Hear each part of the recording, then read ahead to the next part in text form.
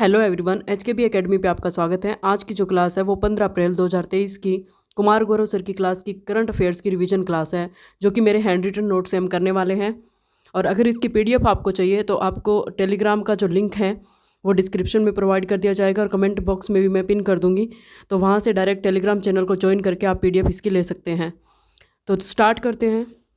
आज का पहला क्वेश्चन है, वर्ल्ड ऑफ स्टेटिस्टिक्स की सर्वाधिक आपराधिक देशों की रैंकिंग में शीर्ष स्थान किसे मिला है?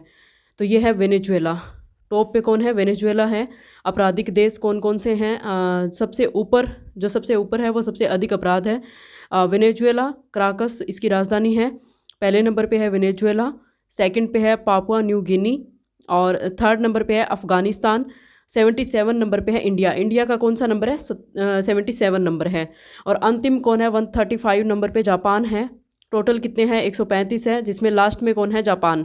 अपराध जो है वो क्या है? अपराध के अंडर किस किस को माना गया है? तो हत्या है, जैसे अपहरण कर लिया, मादक तस्करी है, भ्रष्टाचार है, इनको अपराध के अंडर माना गया है। विश्व का सबसे ऊंचा वाटरफॉल जो है वो कहाँ पे है? तो ये एंजिला वेनेजुएला के अंदर है। नेक्स्ट है, भारत का पहला REITs और INVITS इंडेक्स जारीकर्ता कौन है? NSE national stock exchange. सर्वाधिक AI निवेश वाले देशों में भारत कौन से स्थान पर है?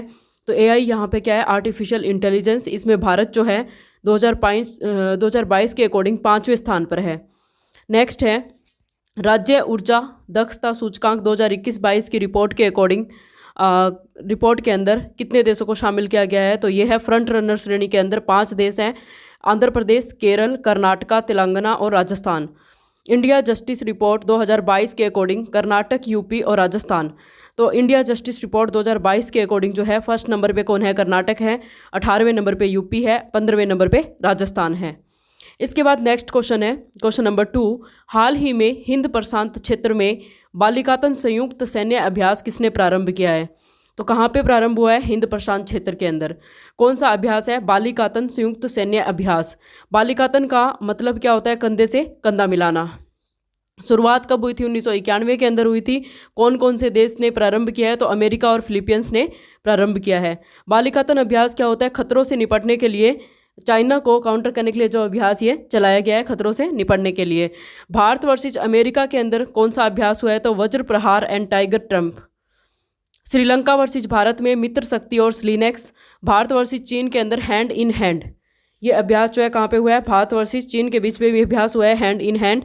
उसके बाद क्या है? फिलीपींस की राजधानी कौन सी है? मनीला है। हेडक्वार्टर एशियन डेवलपमेंट बैंक का हेडक्वार्टर कौन सा है? तो मनीला है।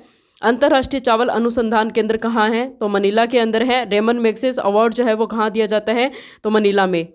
नेक्स्ट है, cyclone 2023 India versus Egypt. India versus Egypt, और ये कहाँ पे हुआ था? राजस्थान के अंदर। और वीर गार्जियन जो है ये कहाँ पे हुआ था? इंडिया वर्सेस जापान में। धर्म गार्जियन 2022 भी कहाँ हुआ था? India versus Japan. Next question है, क्वेश्चन नंबर 3। हाल ही में ओपेक प्लस देशों ने तेल उत्पादन में कटौती की है? ओपेक की स्थापना कब हुई थी? तो वर्ष 1960 के अंदर ओपेक की स्थापना हुई थी। तो यहाँ पे ओपेक क्या है? ऑर्गेनाइजेशन पेट्रोलियम एक्सपोर्ट कंट्री है। तेल निर्यात करने वाले देश हैं वो ओपेक के अंडर आते हैं। तो 5 देशों ने मिलकर स्थापित किया था ओपेक को। वो 5 देश कौन कौन से हैं? ईरान, इराक, सऊदी अरब, कुवैत और वेनेजुएला। तो ये 4 जो है, ईरान, इराक, सऊदी अरब और कुवैत, ये 4 खाड़ी देश हैं। और जो वेनेजुएला है ये दक्षिण अमेरिका का महाद्वीप है। और अभी जो है टोटल इसमें कितने देश हो चुके हैं? तो 13 देश हो चुके हैं। हेडक्वार्टर कहाँ पे है? वियना के अंदर, ऑस्ट्रिया में। ओपेक प्लस, अब ओपेक की बात हो चुकी है, अब नेक्स्ट करते हैं ओपेक प्लस की बात। तो ओपेक प्लस क्या है? इसके अंदर 13 देश तो वही, और प्लस में 10 देश जो तेल का उत्पादन करने वाले देश हैं वो और शामिल हो गए हैं। तो इन देशों ने क्या किया है? इन्होंने कहा है कि हम जो तेल का उत्पादन है वो अभी कम कर देंगे। 1.6 बिलियन बैरल पर डे के हिसाब से, 1.6 मिलियन बैरल पर डे के हिसाब से क्या करेंगे? ये तेल का उत्पादन कम कर देंगे। तो इससे क्या होगा? उत्पादन कम होगा तो कीमत बढ़ेगी। इसका इम्पैक्ट कहाँ होगा? इंडिया पे, क्योंकि इंडिया अकेला जो है, जितनी खपत होती है टोटल इंडिया के अंदर तेल की, उसका 85% तेल जो है वो आयात करता है। तो इसमें क्या होगा? कीमत बढ़ेगी तो हमें ज़्यादा पैसे देने पड़ेंगे, क्योंकि तेल हम ज़्यादा आयात करते हैं 85%। तो इसका इम्पैक्ट डायरेक्ट होगा हमारे इंडिया पे। इसके बाद है नाटो का नया मेंबर कौन बना है, तो फिनलैंड बना है। नाटो की स्थापना कब हुई थी, 1949 में। 30 देश इसके अंदर शामिल है। नया मेंबर एक फिनलैंड ऐड हुआ है। ब्रुसेल्स के अंदर हेडक्वार्टर है। न्यू डेवलपमेंट बैंक का नया सदस्य कौन है, तो न्यू डेवलपमेंट बैंक का नया सदस्य है इजिप्ट, या फिर हम इसे बोल सकते हैं मिस्र। G20 का 18वां सम्मेलन कहाँ पे आयोजित होगा, तो ये होगा भारत के अंदर 2023 में, और इसके शेरपा कौन है, अमिताभ कांत। नेक्स्ट है संघाई सहयोग संगठन 2023 का अध्यक्ष कौन है, तो भारत है। और अगर आपको वीडियो पसंद आ रही है तो आप वीडियो को लाइक एंड शेयर कर दीजिएगा। अगर चैनल पे न्यू हैं तो चैनल को सब्सक्राइब कर लीजिएगा। नेक्स्ट क्वेश्चन है क्वेश्चन नंबर 4, बच्चों के लिए मलेरिया वैक्सीन को मंजूरी देने वाला पहला देश कौन बना है, तो ये है घाना, जो कि अफ्रीका महाद्वीप का है। तो अफ्रीका महाद्वीप का ये देश है घाना, ये बना है बच्चों के लिए मलेरिया वैक्सीन को मंजूरी देने वाला पहला देश। तो मलेरिया जो है इसका कारक कौन है, प्लाज्मोडियम परजीवी है।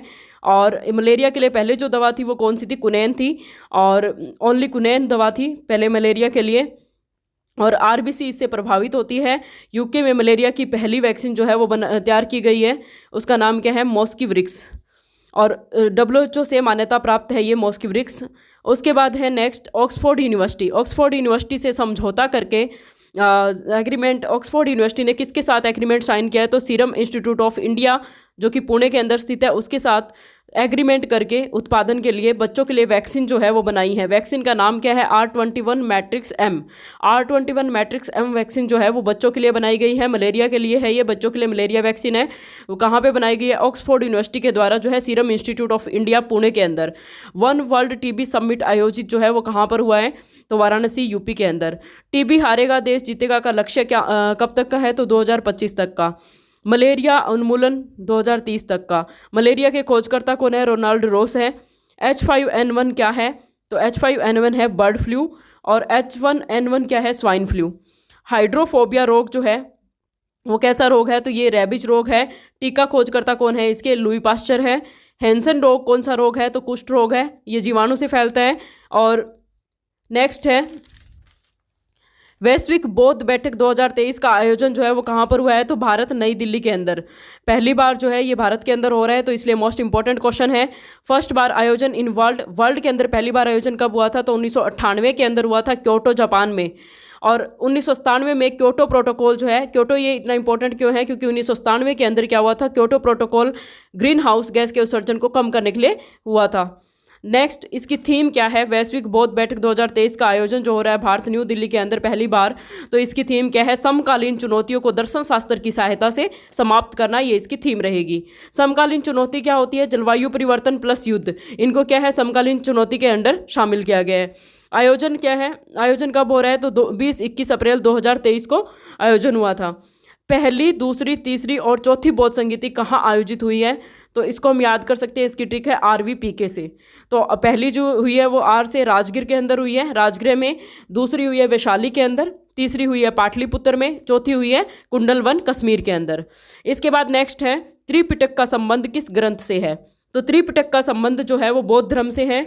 बौद्ध धर्म के त्रिरत्न कौन कौन से हैं, तो बुद्ध, धम्म और संघ, ये 3 बौद्ध धर्म के हैं। और जैन धर्म के त्रिरत्न अगर हम पूछे जाएं तो ये है सम्यक दर्शन, सम्यक ज्ञान और सम्यक चरित्र। महात्मा बुद्ध का जन्म, ज्ञान प्राप्ति और मोक्ष किस दिन हुए थे, तो एक ही दिन हुए थे, वैशाख पूर्णिमा के दिन, जिसको हम बुद्ध पूर्णिमा भी बोलते हैं। तो महात्मा बुद्ध का जन्म कहाँ हुआ था, लुम्बिनी के अंदर हुआ था। ज्ञान की प्राप्ति कहाँ हुई थी, बोध गया में, निरंजना नदी के किनारे।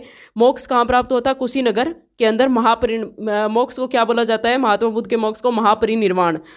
नेक्स्ट क्वेश्चन है क्वेश्चन नंबर 6। बृहस्पति और उसके उपग्रहों का अध्ययन करने के लिए जूस मिशन स्टार्ट किया गया है, किसके द्वारा, तो यूरोपियन अंतरिक्ष एजेंसी के द्वारा।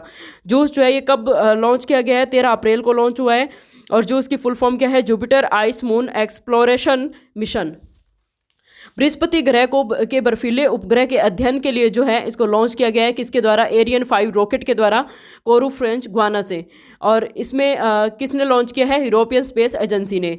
अगर यहाँ पर बर्फ़ है देन पानी भी रहा होगा, तो उसी पानी की डिस्कवरी करने के लिए जो है जूस मिशन को लॉन्च किया गया है। गैनीमेड एंड यूरोपा जैसे उपग्रहों के लिए स्टार्ट किया गया है इसको। सर्वाधिक उपग्रह वाला ग्रह कौन सा बन गया है, तो ये है 92 उपग्रह वाला बृहस्पति, सबसे बड़ा उपग्रह। उसके बाद शनि है 2nd नंबर पे। क्षुद्र ग्रह बेल्ट किन दो ग्रहों के बीच है? तो मंगल और बृहस्पति के बीच है। नेक्स्ट है क्वेश्चन नंबर 7, एडीआर रिपोर्ट के अनुसार भारत के सबसे धनी मुख्यमंत्री कौन है? तो ये है जगन मोहन रेड्डी। एडीआर क्या है? Associate democratic report. इसके अकॉर्डिंग ये रिपोर्ट जारी की गई है। इसके अकॉर्डिंग सबसे जो अमीर है वो कौन से है मुख्यमंत्री? तो ये जगन मोहन रेड्डी हैं। और इसमें टोटल मुख्यमंत्री कितने हैं? 30 मुख्यमंत्री हैं, जिनमें से 29 क्या है? करोड़पति है। तो 30 कैसे हो गए? राज्य 28 है, बट इसके अंदर दिल्ली प्लस पुदुचेरी को भी ऐड किया गया है, तो ये हो गए 30 मुख्यमंत्री। और सर्वाधिक काम करने वाले सीएम कौन है और सबसे धनी मुख्यमंत्री कौन है? तो सबसे धनी मुख्यमंत्री भी जगनमोहन रेड्डी हैं आंध्र प्रदेश से, जो कि 510 करोड़ रुपए की संपत्ति इनकी बताई जा रही है। और सर्वाधिक काम करने वाले सीएम भी यही है। नेक्स्ट है सेकंड नंबर पे पेमा खांडू, अरुणाचल प्रदेश के, तो 163 करोड़ रुपए की इनकी संपत्ति है। उसके बाद हम बात करते हैं सबसे गरीब मुख्यमंत्री की। तो सबसे गरीब मुख्यमंत्री जो है पहले नंबर पे है ममता बनर्जी। इनकी जो प्रॉपर्टी बताई गई है वो 15 लाख रुपए है। उसके बाद है पिनारई विजयन, 1.2 करोड़ की प्रॉपर्टी है इनकी। और थर्ड नंबर पे है मनोहर लाल खट्टर हरियाणा के, जिनकी 1.3 करोड़ की प्रॉपर्टी संपत्ति बताई जा रही है। उसके बाद सर्वाधिक अपराध वाले जो सीएम है वो कौन है? तो वो तेलंगाना के सीएम हैं चंद्रशेखर राव। नेक्स्ट है सर्वाधिक साक्षर सीएम जो है ये कौन है? तो ये हिमंत बिश्वा है असम के, जो कि क्या कर रखा है इन्होंने? पीएचडी कर रखी है। नेक्स्ट है भारत का भाषाई आधार पर बनने वाला पहला राज्य कौन सा है? तो यह है आंध्र प्रदेश। कब बना था? 1953 के अंदर। आंध्र प्रदेश की नई राजधानी कौन सी है? तो यह है विशाखापट्टनम। आंध्र प्रदेश से तेलंगाना कब अलग हुआ था? तो 2 जून 2014 को अलग हुआ था। वनों में वृद्धि के मामले में पहले स्थान पर कौन है? तो वनों के अंदर वृद्धि के मामले में पहले स्थान पे कौन है? आंध्र प्रदेश है। दूध और ऊन में पहले स्थान पे कौन है? तो ये राजस्थान है। और मांस के उत्पादन में पहले स्थान पे कौन है? तो ये महाराष्ट्र है। और अगर हम बात करते हैं अंडे के उत्पादन में पहले स्थान पे, तो ये आंध्र प्रदेश रहेगा। नेक्स्ट क्वेश्चन है क्वेश्चन नंबर 8, कृषि ड्रोन सब्सिडी प्राप्त करने वाली पहली भारतीय ड्रोन कंपनी कौन सी है? तो ये है गरुड़ एरोस्पेस। जो कहाँ की कंपनी है? चेन्नई का स्टार्टअप है ये। कृषि ड्रोन क्या है? ये क्या करेगा? फसल निगरानी, कीटनाशक छिड़काव के लिए। और ये भारत की पहली ड्रोन कंपनी है। ब्रांड एम्बेसडर किसको बनाया गया है? महेंद्र सिंह धोनी को बनाया गया है। नेक्स्ट है भारत की नवीनतम महारत्न कंपनी कौन सी है? आरईएल। आरईएल क्या है? Rural electrification limited. टोटल महारत्न कंपनी कितनी है इंडिया के अंदर? तो 12 है। विक्रम एस को किस कंपनी द्वारा तैयार किया गया है? स्काई रूट एरोस्पेस के द्वारा, जो कहाँ की कंपनी है? हैदराबाद की। नेक्स्ट क्वेश्चन है क्वेश्चन नंबर 9, अखिल भारतीय प्रबंधन संघ एमा ने बिजनेस लीडर को ऑफ द डिकेड पुरस्कार से किसे सम्मानित किया गया? तो business leader of the decade मतलब कि इन 10 वर्षों के अंदर बिजनेस लीडर कौन है? तो यह है Kumar Mangalam Birla, chairperson of Aditya Birla group. Aditya Birla group के चेयरपर्सन है ये Kumar Mangalam Birla. All India management association द्वारा इनको जो है ये पुरस्कार से सम्मानित किया गया है। किसने सम्मानित किया है? ज्योतिरादित्य सिंधिया ने। और ये ज्योतिरादित्य सिंधिया कौन है? नागरिक उड्डयन मंत्री। उसके बाद है next governor of the year पुरस्कार जो है ये किसको दिया गया है? तो शक्तिकांत दास को दिया गया है। ICC T20 cricketer of the year का पुरस्कार किसको दिया गया है? सूर्य कुमार यादव को। FIFA player of the year का पुरस्कार किसको मिला है? तो ये मिला है लियोनेल मेसी को, जो कि कहाँ के रहने वाले हैं? अर्जेंटीना के। नेक्स्ट क्वेश्चन है hockey player of the year के अंदर मेल और फीमेल विनर कौन है? तो मेल विनर है हार्दिक सिंह और फीमेल है सविता पूनिया। नेक्स्ट और आज का लास्ट क्वेश्चन है देश के विभिन्न भागों में वसंत फसल उत्सव के रूप में कौन से त्यौहार मनाए जाते हैं? तो वसंत फसल उत्सव के रूप में वैशाखी है, रोंगाली बिहू है, पोइला वैशाख है, तो ये मनाए जाते हैं। तो वसंत फसल उत्सव जो है इसके अंदर एक है वैशाखी। वैशाखी के बारे में हम देख लेते हैं। अप्रैल में मनाया जाता है। कहाँ पे मनाए जाते हैं? पंजाब में। सिख धर्म का त्यौहार है ये। खालसा पंथ की स्थापना की थी इसी दिन गुरु गोविंद सिंह ने। कब? 1699 के अंदर। उसके बाद बिहू है। बिहू को हम माघ बिहू या रंगोली बिहू भी बोल सकते हैं। ये असम राज्य का है। और इसके बाद है पोइला बैसाख जो कि पश्चिम बंगाल का है। विशु है केरल का। तो ये जो है वसंत फसल उत्सव हैं जो मनाए जाते हैं भारत के अंदर। सरस्वती सम्मान जो है वो किसको दिया गया है? तो शिव शंकरी को दिया गया है। तमिल भाषा में कौन से उपन्यास के लिए? सूर्यवंशम उपन्यास के लिए। तो आज का सेशन यहीं पे समाप्त करते हैं। अगर आपको क्लास पसंद आई तो आप लाइक एंड शेयर कर दीजिएगा। Thank you for watching.